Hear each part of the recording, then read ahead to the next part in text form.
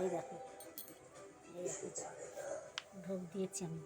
এই যে পোলাও, তারপরে ফলের মধ্যে আম, কলা, লিচু, অমৃতি, তারপরে মালপোয়া, মিষ্টি, ওখানে বেগুন ভাজা, পটল ভাজা, মিষ্টি আলু ভাজা, এখানে হচ্ছে আলুর দম, চাটনি আর ছানা।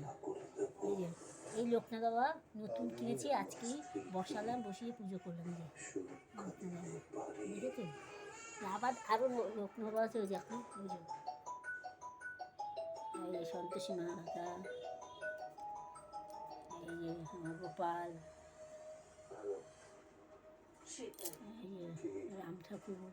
আমি দীক্ষা নিয়েছি, ওই যে আমার দীক্ষা গুরুদেব, এর থেকে আমি দীক্ষা নিয়েছি। রাম ঠাকুরের পাশে যে গুরুদেব, এই আমাকে দীক্ষা দিয়েছে। দেখেছো, এই দেখো আমার ভোগ।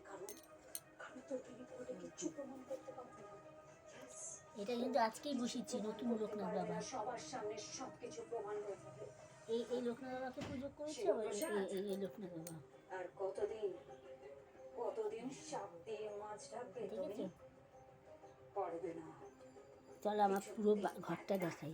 চরিত্রের কঙ্কাল সার দেহটা বেরিয়ে আসবে কোটের মধ্যে, সারা দুনিয়া দেখবে, সারা শহর দেখবে ওর আসল রূপটা। বদনাম হবে। আর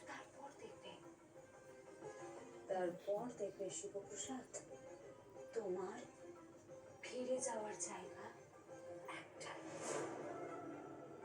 আর সেই জায়গা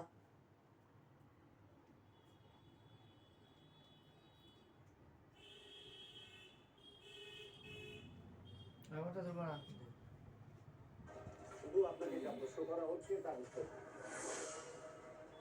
আপনি সেখানে ছিলেন যেখানে খুনটা হয়েছিল, সেখানে কি আপনি ছিলেন?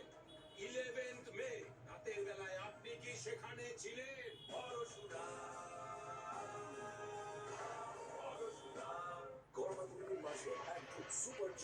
এই যে আমার মা, বাবা, আমার শ্বশুর মশাই, শাশুড়িকে দেখাই, চলো।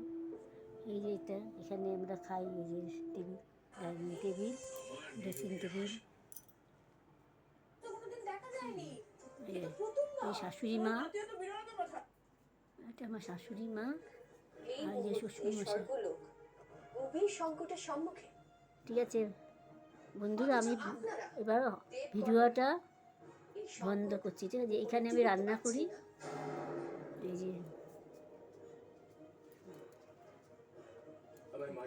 এখানে আমি রান্না করি, এই বেসিন, রান্না করে হাত থেকে ধুই।